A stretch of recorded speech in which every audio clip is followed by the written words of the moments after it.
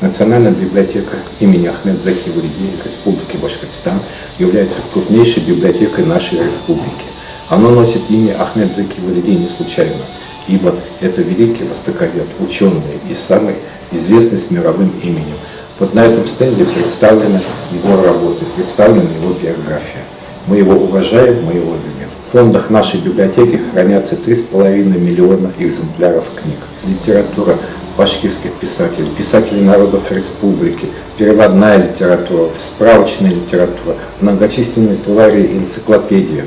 Мы, конечно, гордимся в первую очередь тем, что в нашей библиотеке вы можете найти литературу о башкирском народе, начиная с древнейших времен.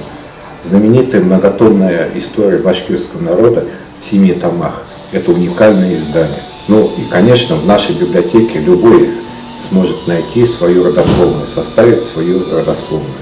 А можно начинать это элементарно, с книги памяти. Ведь известно, что с нашей республики на фронт Великой Отечественной войны ушло свыше 700 тысяч человек, а вернулось всего лишь 400 тысяч. Более 40% погибли. И в многотомной книге памяти каждый желающий может обнаружить, найти, кто из родственников принял участие, кто погиб, где умер от ран, или либо он вернулся с победой. Литература начинается с детства. Если мы не прививаем любовь к книге с детства, то в дальнейшем человека трудно приучить к книге. И вот в нашей библиотеке свыше сотни тысяч экземпляров книг – это детская литература. Детская литература на языках народов республики. Но главное, конечно, литература на башкирском и русском языках.